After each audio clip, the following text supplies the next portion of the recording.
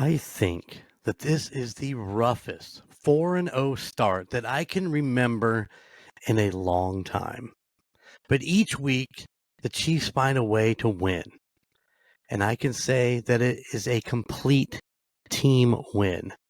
The defense and Spags coming up big every week, helping the offense find their rhythm by giving them time to do just that.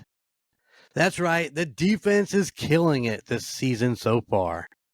And as we get closer to the playoffs, I am confident the Chiefs will be firing on all cylinders. But this game did not come without its loss, as Rice goes out with an injury. This is a time for the next man up. And the number one rookie, and I mean number one, Worthy did a good job of making himself that guy. But he wasn't the only one. Kelsey looked like the Kelsey that everyone has been waiting for. And those fucking trollers can finally turn down their fucking whatever slight and just go after somebody else. Jesus God, people, just let it go. Kelsey is fine. He's always was fine, and he always will be fine. In closing, the Chiefs are 4-0, with their sights still set on the Super Bowl. And there is no doubt in my mind that that's where they want to be. That's right, going for that three-peat. This is the Indiana Chiefs Fans Podcast, and I am your host, flying solo again this week. I am Golden Jay. I have zero idea where the Chief is. I have been waiting to hear from him, and he is radio silent, so I'm hoping everything's okay. But the show must go on like it does every week. So here I am, flying solo. So bear with me as I go through some notes of this week's game. And believe me, I'd like to tell you I caught the first quarter of this game, but apparently there was some sort of technical difficulties, and I had I was eating some supper, and before I knew it, we were almost done with the first quarter. So, ladies and gentlemen, I missed pretty much I missed the Chiefs' opening drive. I don't know what the hell happened there, so you'll have to bear with me. I just don't know. I come in just about the end of the Chargers' first drive as they scored 7. They looked good, didn't they? I mean, they were just marching down the field. But once again, and I say this a lot, it seems like the defense for Kansas City has to take that opening drive to kind of get a feel. We got to get a feel for what that offense is going to do. And, they do a really good job then after that. They kind of get it filled out. Spags gets in rhythm, gets his guys in rhythm, and boom, total shutdown. So, yeah, the Chargers score 7 on their first, and we take over on our second possession as Patty Mahomes throws an INT right out the gate. Yeah, it's just it's they throws the INT. The guy's running the back. He fumbles the ball. Rice is going for it. Mahomes is going for it. And man, Rice took the worst end of that. And the Chargers still retained the ball, which kind of sucked because it was all about he was touching the ball when his knee was out of bounds. And I mean, I get the rule. I understand it. It's fine. I mean, I'm not upset about it. But it just still kind of sucks because we were like right there. We could have gotten the ball back. But the big takeaway is that we lost Rice. I don't know, man. I've been scrolling through some different shit, and originally I read it was a torn ACL, but now I'm hearing it's something to do with his knee. And maybe it's the same thing. I don't know. I don't know enough about the ACL to really comment too heavily on it. So, but It doesn't look good for Rice, like completely done for the season. I don't know. We're not supposed to really know a lot more until next week. The last report that I read was they scoped it and they still don't know exactly what's going on, and they're going to do some more tests, and we should know more next week. So probably after, well, I would imagine that they'll announce something prior to Monday night's game against the New Orleans Saints. That's right. Monday night, back on prime time. Get excited. Another fucking late night for Golden Jay. That's all I have to say. Good thing I get to sleep in Tuesday morning. Might taking the day off. It's all good. That's how you roll. Anyways, the interception / fumble / Rice injury / Chargers retain the ball. The Chargers go down the field, and they end the first quarter with a field goal, leaving the Chargers up over Kansas City 10-0. All right. Well, we talked about it last week. I've talked about it 2 weeks ago. Kareem Hunt back in Kansas City basically gets the start.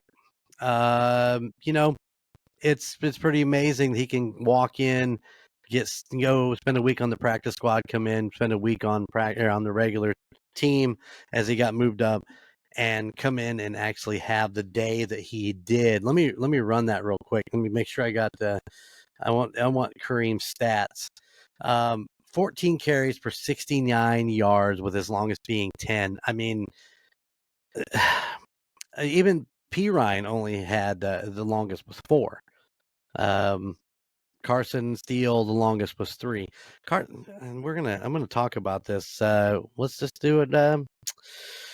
Where did I had my notes somewhere? As we got into the second half, I'm gonna talk about Steele and Kareem a little bit more. So, okay, so in the middle of this Kareem Hunt, his first run, it goes for 9 yards. I mean, unbelievable. Like I said, the guy comes back in, but somewhere in this mix, right as we're kind of shooting fire and as we're driving down the field, trying to get our feel back, Travis Kelce, 917 receptions, passes Tony Gonzalez in career receptions. That is, he owns the record now in Kansas City for career receptions, passing the great Tony Gonzalez. Come on, man. It's amazing. Later in that, Chargers get the ball back. McDuffie's almost sack in the end zone was pretty awesome. Justin just got it off in time, and basically fired it out. I don't even think it was a completed pass or whatever, but yeah, let's talk about Justin for a minute. What did Justin do? Justin went 16 for 27 on 179 yards. Now, like I said, that first drive down, I mean, the Chargers were definitely hitting on all cylinders, making things happen, and they're up 10-0 at the beginning or at the end of the first quarter. But I do believe that I argued the point last week against the Chiefs that I thought Justin would come back. I thought that he is too tough mentally. He wants to play. He wants to get out there and do it. And Justin played that entire game. Now, whether or not you want to get into the fact that he was out there hobbling around, and you could definitely tell that he was not super comfortable getting out of the pocket, so on and so forth. I mean, that is an argument that definitely to be made, and for sure you could tell. But he still stood in there and, like I said, drove him down the field in that first drive. However, defense sucked it up then and shut them down for the rest of the game. I mean, come on, man. That defense just looked insane. Like I said, the McDuffie's almost sack in the end zone. And then we turn around, we get the drive back. We're back on the offense, and Pat Mahomes drops that motherfucker 52 yards into Worthy's hand with about 4 minutes to go in the second for Kansas City's touchdown, which brings it up to at the end of the first half. It makes it 10-7. Chargers still up Did I mention that Justin Herbert played? Justin played that entire game? Yeah. I was told that was full of shit, that there was no way he was going to play. I do believe that's what was said.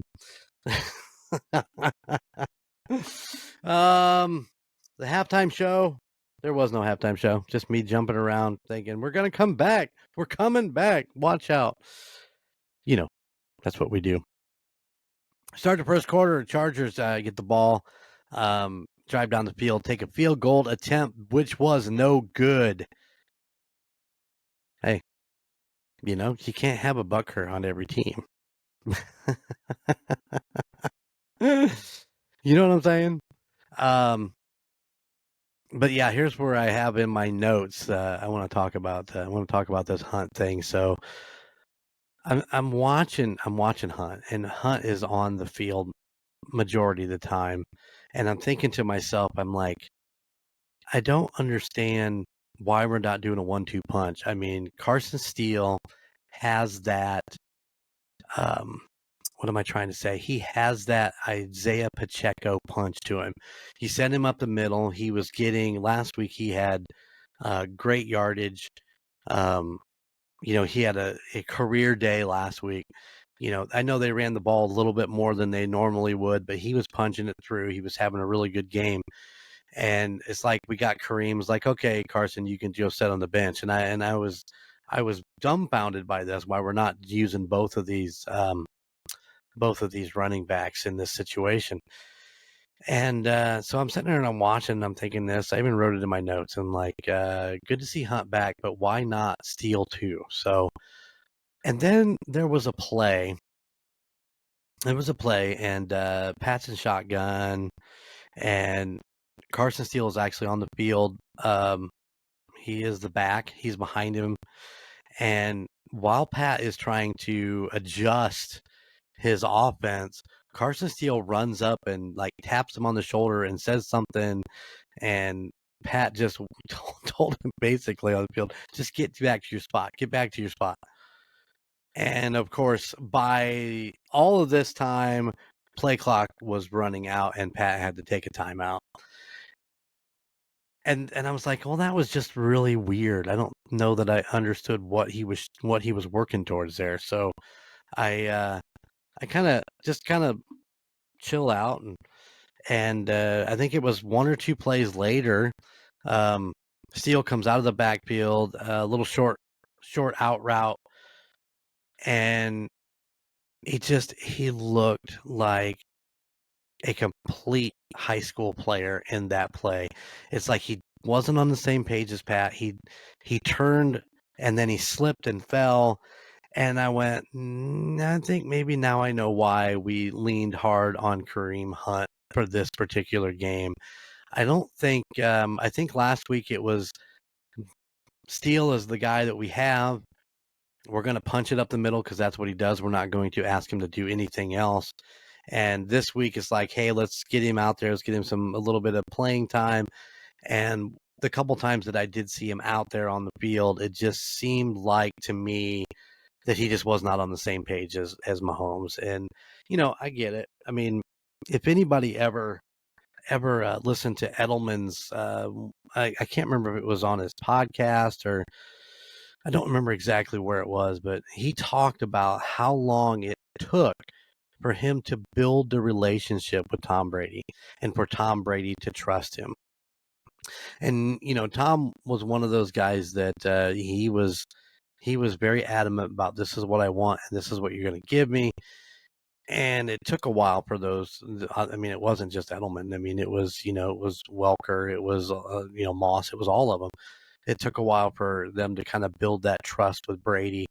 And Pat has been really good about, kind of jumping the gun on having faith in those receivers. And, I'm going to put it where I can put it, that it's not going to get dropped, but at the same time, that it's not going to get intercepted or batted away. But at the same time, he's had problems last year, as you guys all remember. He had a lot of problems with receivers dropping the ball. And I think that's what made Travis Kelce so great last year. even when he could play, because if you remember, he missed a game to open the season. I think he missed a game somewhere in there in the middle, and of course did not play the very last game of the season, because we've talked about that 16 yards that he needed to make 1,000. But Kelsey's always been there for Pat, and Pat has always been really good about working with his receivers and trying to show trust in them and trying to give them opportunities to be great. He did it with Tony. He's done it with Sky Moore last year. Once again, I saw Sky on the field this year drop another fucking pass. I don't get it. I don't understand why he can't catch the ball. I mean, I just don't. I don't know. We've debated over that over the last couple of years here on the Chiefs Fan podcast that, we should have gotten rid of him. He should have been gone. We should have just done it like we did Tony and just go ahead and cut our losses. But once again, I think I jumped on the side of, we have a receiver to fill that spot, and he's on a rookie contract, and I don't believe that he's sucking down a bunch of cap space. So once his contract, I think this will be the end of the third. Usually they're 3 years, I think. And I'm betting that we do not see Sky Moore in Kansas City next year. Now, of course, remember, people, this is my opinion. It means about diddly squat most days, so enjoy it while you can. So yeah, I think that they're still trying to work with Carson Steele a little bit. If they need him to run up the middle, then they can. They seem to use Pirine a little bit more for that this last weekend. I do believe Pirine had a touchdown, a nice little boost in there for him, and it's so funny because I love to watch the Chiefs Rewind. It's on YouTube if you ever get a chance to watch it. Mitch Holthus and his co-host do a great job. You get the podium interviews with Andy and usually Pat. This round we got Worthy. I do believe it was Worthy that was up there. Sometimes it's Travis, sometimes it's Chris Jones, sometimes it's hard. It's whoever goes up. But 9 times out of 10, you get both Andy Reid and Pat Mahomes in the post-game interview press conference, and in between you get Mitch Holthus talking to people, and he's down in the hallway and he catches players down there, and he had Samari Pirine there, and Mitch has got to be like Pirine's super fan of all time, because he just kept talking about how much he loved having him there instead of playing against them and when he played for the Bengals, and it was Mitch Holthus is just so fired up, and he's such a great character, and he's such a great announcer. They call him the voice of Kansas City for a reason, because he's fucking amazing at it. And I would love the opportunity to sit in the booth with him one time and call a game. Although I'm pretty sure that I would get kicked out because my fucking mouth is bad. That's all I'm saying. I don't think I could do an actual live or an actual TV FCC regulated thing, or else I would get the boo. But it's terrible. But anyways, we ended up driving back down, kind of got slumped up. Butker hits a field goal to tie the game at 10-10 as we finish off of the third quarter. So yeah, we're going into the fourth quarter, 10-10. I mean, it's just this is Kansas City football, baby. It is what it is. Chargers drive into the red zone, can't do anything with it. And then you get a couple big catches from Travis Kelce. But man, that boy needs to make sure he's holding on to that ball, because it does not look very secure as he's out there jumping around. And then we get the Pirine touchdown. 6:04 to go, which takes us up to 17-10 Kansas City, and pretty much defense shuts down the Chargers for the majority of the game. For 3 quarters. I mean, there was nothing, and that's how they ended it. We were lucky enough that they burned up their timeouts in some weird ways, And well, they took they try. If I remember right, their first time out of the second half was um, a challenge that they lost, and then they ended up burning one kind of oddly, and of course left them with one. And they took it really early. I even looked at the rocker chick and said, "I don't get it. Why are they taking this now with 5 minutes left?" Yeah, I know, understand that they're trying to get some sort of time convention thing going on, but it didn't seem like it made a lot of sense to me at that moment. Um, save it for a little bit and see if you can get a chance to get the ball back, and they burned it early. Um, of course, we shut them down in four, and that left us with 2 minutes, and we were able to kneel out the rest of the game for the win, 17-10, Kansas City, as they are now 4-0. And if you listen to the Gridiron Kings, they kind of predicted that there would only be like two or three uh, undefeated teams after this weekend, because um, I think it was like 9. Was it 9? I don't remember exactly if it was 9 or 7 going into this weekend. And it looked like, how did Seattle fare out? Yeah, it looks like we're down to 2. Which I'm assuming is gonna be Minnesota and Kansas City. Um, Seattle got beat by Detroit 42-29 in Monday night's debacle. Just about as bad was Tennessee kicking Miami's ass 31-12. Listen, man, I've never seen a team fall apart as much as fucking Miami is falling apart without Tua. I don't even think Tua is that great of a fucking quarterback. What the shit, man? Come on, you guys need to get your shit together. Um, just saying. Just saying. Let's take a quick look at the standings to see how close I am with that Minnesota. Buffalo, 3-1. Got their panties ripped off by Baltimore as they proceed to basically run all over everybody now. Now that they got past Kansas City and got embarrassed that way. Of course, Pittsburgh lost to Indy. Go figure that one. Jesus. If you guys watched that game, that was downright miserable. I've never seen Pittsburgh make so many damn mistakes in my entire life. Couldn't believe it. Houston also fell this weekend, leaving Kansas City and Minnesota as the final 2 undefeated teams. Now, listen, it's not going to last. It's not going to last. It's not going to go undefeated for the entire season. Neither team. We're going to lose one. We're going to lose 2. It's just the way of the NFL. Any given Sunday, it's just the way it is. So, get prepared. The loss is going to happen. I know the Chief had put his money on losing to the Chargers in LA. Obviously, that didn't happen. So it's next game up as we host in Arrowhead the New Orleans Saints. Now, listen, 2 weeks ago, I'd have been really concerned because the Saints were beating other teams by 40 plus points, if not more. I think in their first 2 weeks, they had a combined total of 90 points or some shit like that.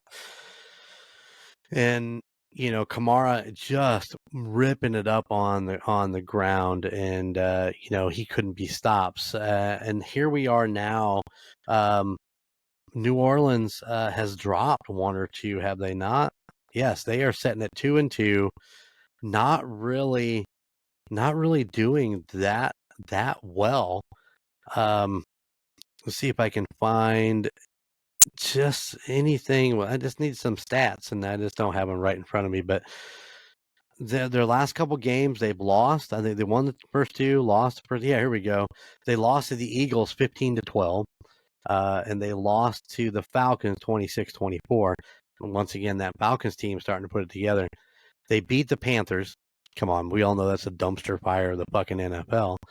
And they beat the Cowboys, they beat the Cowboys with a 44-19 win. So, it was what is that? 47-44 is like over 90. So let's just go with that.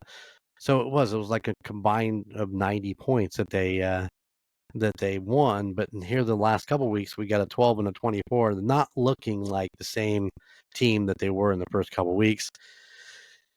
Now, is that because we've changed up our play calling and we're not putting the ball in Kamara's hand, or is it a Derek Carr thing?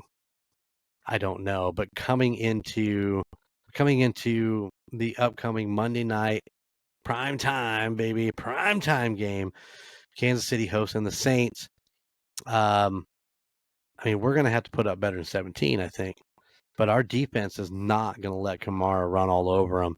And that little bit of a worrisome secondary that we have. I mean, they had some good ones and they had some bad ones, but all in all, they stepped up. Nothing really got too deep.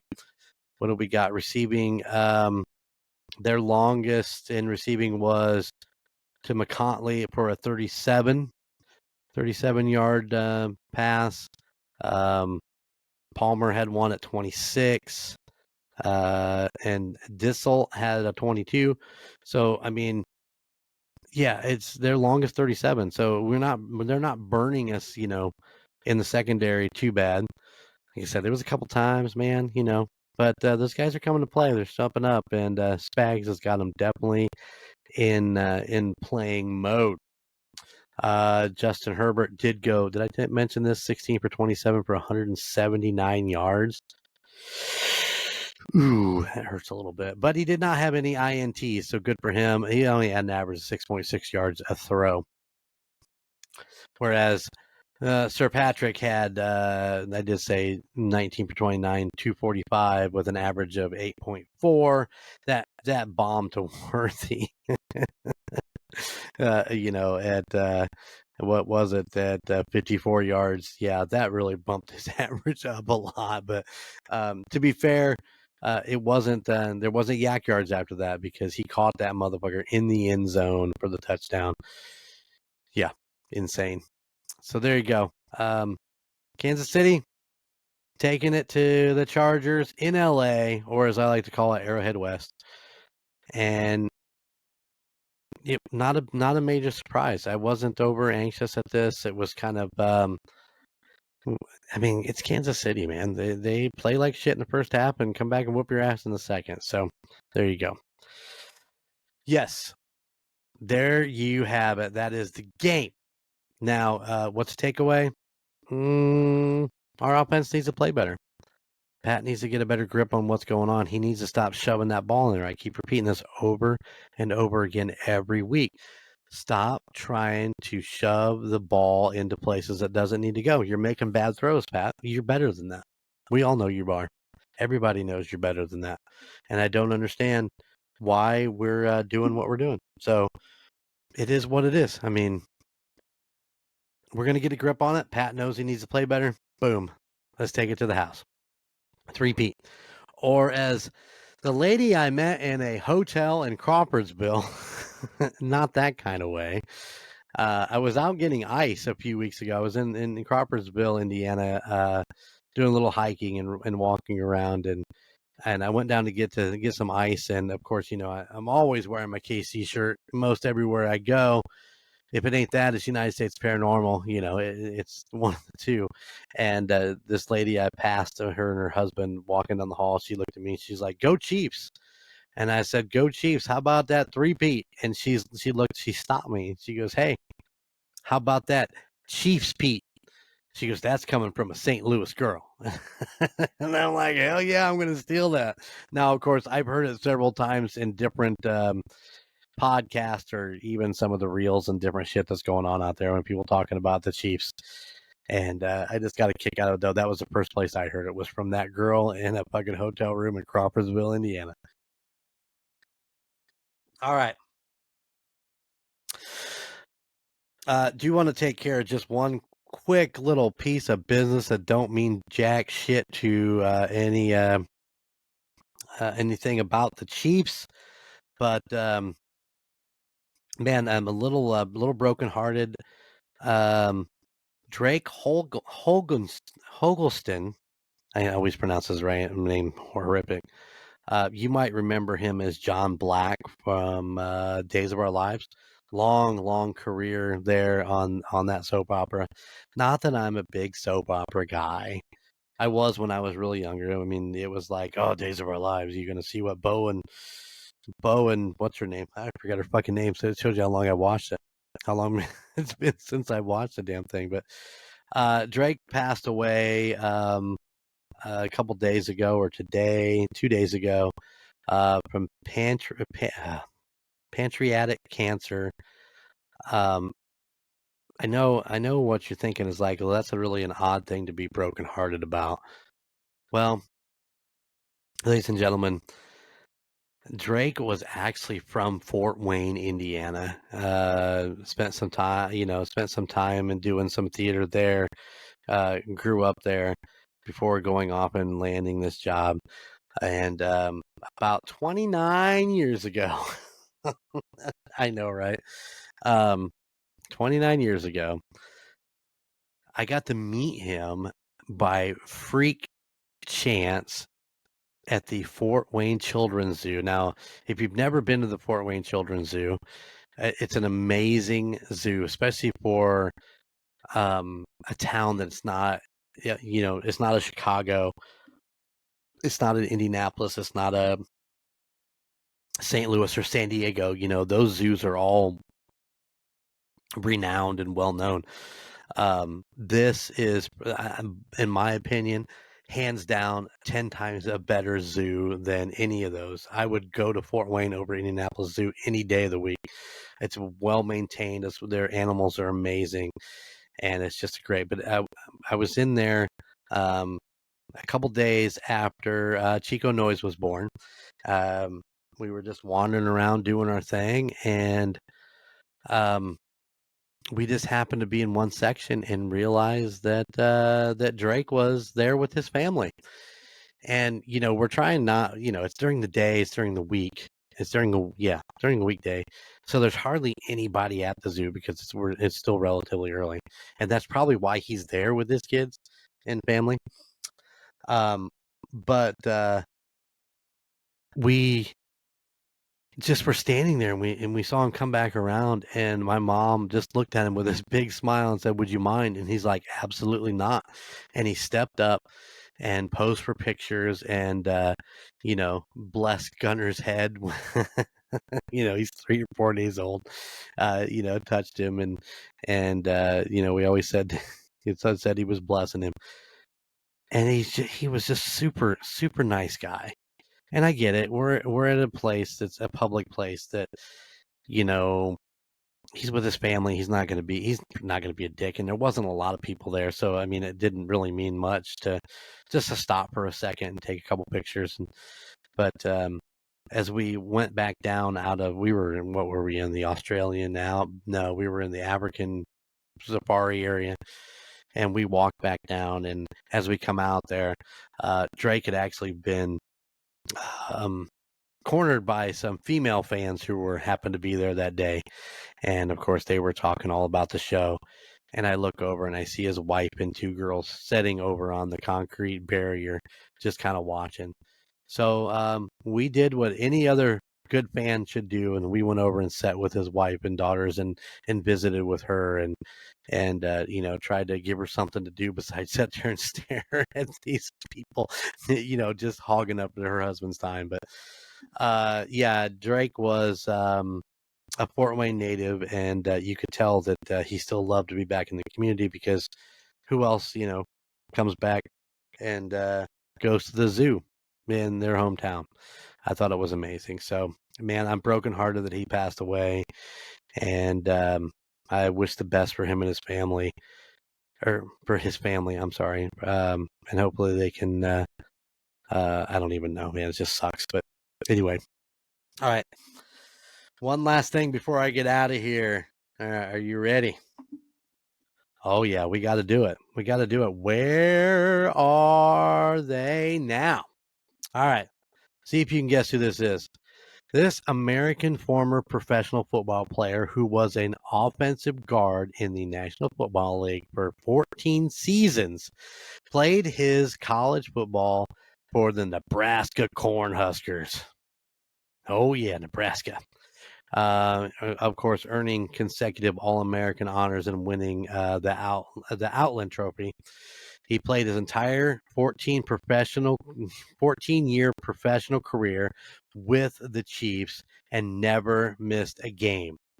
Was selected to 12 Pro Bowls, was 3-time first team All-Pro and 4-time second team All-Pro, and was selected to the NFL 2000 All-Decade Team. He won the Walter Payton NFL Man of the Year award in 2003 and was inducted into the College Football Hall of Fame in 2011 and then inducted into the Pro Football Hall of Fame in 2015. He went to Lawson High School in Lawson, Oklahoma. Like I said, played his college career in Lincoln, Nebraska for the Cornhuskers. Yeah. His life after football currently works for NFL Legends as Community Central South Director. He's married to his wife, Sheena. She's a native of Denmark, and they have one daughter and 2 sons. The family resides in Stillwell, Kansas. His wife played for the University of Nebraska. She played basketball and currently plays professionally in Italy for the Olimpia Milanos. Hey, look at that. So there you go. He's working for the Community Central South. He's works for NFL Legends as Community Central South Director. Does anybody know who that is? I know you're sitting there kind of, thinking about it. He had blocked for 1,000-yard rushers for 5 seasons. He blocked for a 4,000-yard passer for 5 seasons with Elvis Gerbach, and then 2000 for Trent Green. Oh wait, Gerbach was 2000. Trent Green was 2003, 2004. 14 seasons in Kansas City. He never missed a game and failed to start only one contest in his regular season outing as a rookie in 1993. I didn't see where it showed. It didn't show where he was drafted at. No, nothing. Nobody knows. Don't know. I'm talking to myself. Do I fucking know? I know because I looked it up. Ladies and gentlemen, we're talking about number 68, the legendary Will Shields. I fuck up his name. I'm terrible. What is wrong with me? Oh, Will Shields. That's right. He was born September 15, 1971. He's only a couple years older than I am. There you go. Where are they now? Gotta love it. All right, guys. Short episode. Kind of talked you through it. We talked about next week's episode, or next week's game against New Orleans on Monday night. Chico Noise and Say will be there at the game, sitting in our seats, which I'm excited. Our seats are getting used by us this weekend, and we're so looking forward to getting the full report of Arrowhead back when they get home on Tuesday after the game. Man, it's going to be crazy. So, yeah, there you go. Kansas City, New Orleans, Monday night, prime time from Arrowhead. Can't go wrong with that shit. All right, guys, I'm out. I'll see you next week for another edition of Indiana Chiefs Fans Podcast. And remember, from our little slice of Chiefs Kingdom right here in the great state of Indiana, I just got one question for you. How about those Chiefs? Later. Thank you for listening to the Indiana Chiefs Fans Podcast. You can find us wherever you get your podcasts, whether that be Spotify, Apple Podcasts, or Podbean, any of your favorite podcast sites. Be sure to watch us on YouTube. Just search for the Indiana Chiefs Fans Podcast. Also, check us out on Facebook for any updates on the Chiefs and all of our weekly posts. You can find us at facebook.com/INChiefsFansPod. Finally, go check out our Golden Mojo Entertainment website at goldenmojoent.com. You can find information about your 3 favorite hosts and all the other podcasts in the Golden Mojo Entertainment family. Those podcasts include The Call Guys, Golden Image Podcast, The United States of Paranormal, The Golden 80s Podcast, The Murdnerds, and A Court of Books and Booze. Thank you for tuning in, and how about those Chiefs?